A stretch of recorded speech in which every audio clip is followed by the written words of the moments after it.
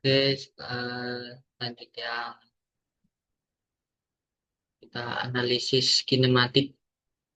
Nah, ini untuk caranya itu kurang lebih awalnya kurang lebih sama. Pertama dimasukkan datanya dulu, di, nama deep directionnya, kemudian di kontur. Nah, ini di kontur. Nanti dipencet yang ini sama kayak yang tadi. Buat yang analisis kekar, ini juga sama, tinggal di add user plan, terus nanti diarahkan ke sini, nanti jadi kekar dan satu di sini.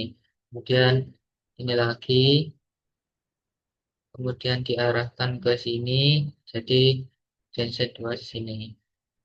Nah, selanjutnya itu buat lerengnya. Nah, kalau saya langsung di analisis kinematik, ini caranya kan kita udah dapat genset 1 sama genset 2 di ini, kekar 1 ke kekar 2-nya dari berdasarkan ini sama ini. Nah, terus eh,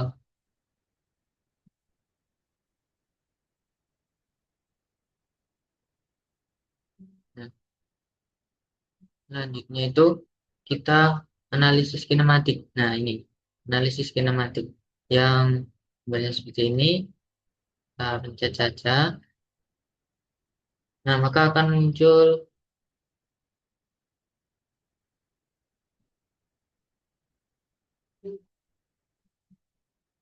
maka akan muncul seperti ini. Dimana yang merah ini itu lerengnya, kemudian yang lingkaran ini itu eh, sudut gesernya atau fraction angle ini. Nah, ini lerengnya itu bisa kita sesuaikan sama lereng yang kita punya. Misal, nah ini gantinya lewat dip sama dip direction ini. Misal punya lereng itu dengan dipnya 80. Nah, dengan dip directionnya misal 109. Nah, dip directionnya itu misal 190. Nah, terus kita masukkan apa namanya, parameter-parameter lain, misal persentasenya berapa. Misal setelah diuji data yang saya punya itu sudut gesernya 50. Nah, ini misal. Nah, maka,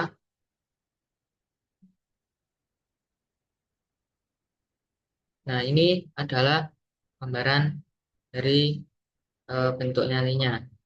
Nah, ini kalau planar heading atau longsoran. Nah, ini bisa diganti jenis-jenis longsorannya. Planar. Nah, ini ada persenannya. Ini berapa persen nanti potensinya.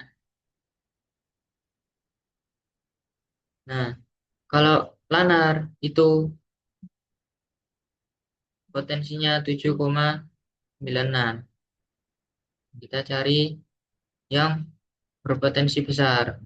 Nah, kalau dilihat dari lereng sama pertemuan antara dua kekar ini, ciri-cirinya itu eh, karena searah, apa berpotongan, terdapat potongan yang searah sama arah lereng, itu kemungkinan yang paling besar itu adalah longsor baji.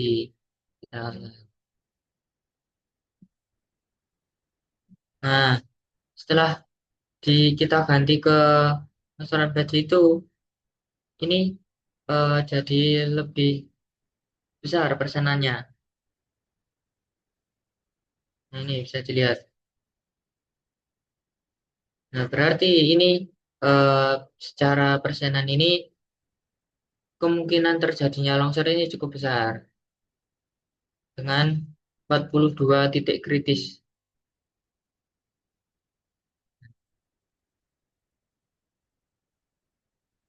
Ini berarti kemungkinan yang terjadi adalah longsoran baji. Nah, Selanjutnya kalau kita mau lebih memastikan lagi, itu kita bisa eh, cek syarat-syaratnya. Kayak misal, nah, syarat-syarat dari longsoran baji itu apa aja. Ini untuk memudahkan ini gambar ini bisa dihilangkan dulu. Nah, ini di kan. Nah, misal ini. Nah, pertama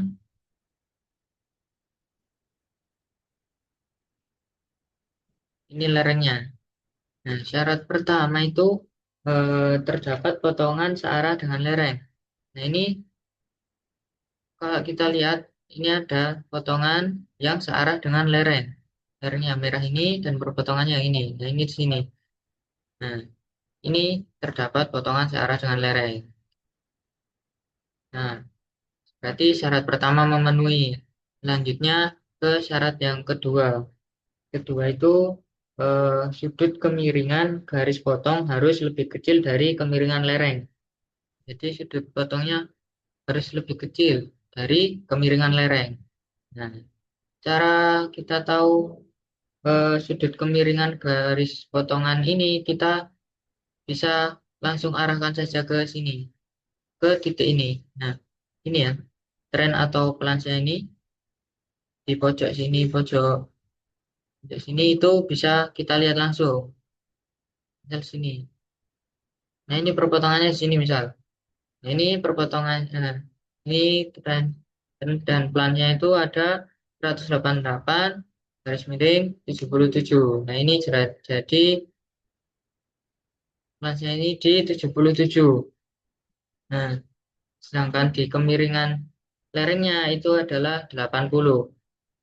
Nah, berarti eh, kemiringan dari sudut potong ini lebih kecil dari kemiringan lerengnya. Syarat kedua memenuhi. Nah, kalau mau lebih pasti lagi untuk mengecek transplantnya ini bisa misalkan kita ke tools, kita ke masuk dari kalkulator, terus kita cari yang pertemuan antara dua ini. Nah, ini yang di sini.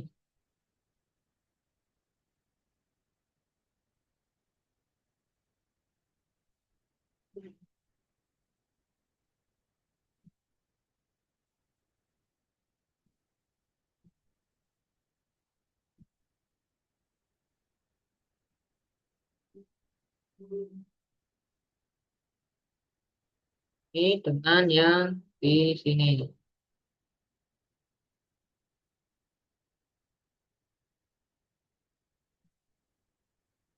Nah, kita ketemu ini, kita transplantnya. Nah, ini kurang lebih kan sama ya. Tadi dengan tadi yang ada di pojok sini, mana tadi kalau tadi kita dapat sekitar 78, itu lebih kecil dari 80. Ini hanya untuk mengetahui saja. Nah, ini kan sekitar sini, sekitar 76, ya 79. Nah, itu lebih kecil dari kemiringan lerengnya. Dari ini, maka dari itu syarat yang kedua memenuhi. Terus kita bisa lanjut ke syarat yang ketiga. Syarat yang ketiga yaitu sudut gesek dalam lebih kecil dari flange. Nah, sudut geser dalamnya itu kita yang ini flexion angle ini. Nah, ini kita sudut geser dalamnya itu 50. Nah, sedangkan sudut dari atau flange ini kita punyanya itu tadi sekitar ya 70 80 yang 80 itu. Jadi lebih kecil. Nah, jadi syarat ketiga memenuhi. Nah, bisa dicek syarat-syarat berikutnya apakah memenuhi apa tidak. Nah, ini untuk persenannya sini. Kalau mau melihat potensi longsor lainnya di sini. Planar, planar ini cuma 7%. Terus yang lainnya bisa dicek. Nah, ini yang paling paling besar potensinya adalah yang di SVD. Nah, ini terdapat 53 0,85% dengan 42 titik kritis. Nih, kalau mau lihat gambarnya ini nanti bisa, nah ini di kinematik ini kita bisa tampilkan konstruksi lainnya sama highlightnya. Nah, sini. Ini adalah area yang berpotensi di area di antara perpotongan ini dan ini layering. Gitu. Kalau semisal lerengnya kita ubah ke sini, nah itu nanti bisa persenannya bisa berubah. Jadi eh, analisis kinematik ini bisa dijadikan untuk analisis potensi longsoran sesuai sesuai dengan keadaan. Jadi nanti tinggal disesuaikan data-datanya dan kemudian lerengnya dan beberapa parameter perujian seperti Gaussian Angel atau lateral limitnya. Ini nanti tinggal disesuaikan dan bisa dianalisis potensi longsor apa yang terjadi. Mungkin sekian dari saya. Terima kasih.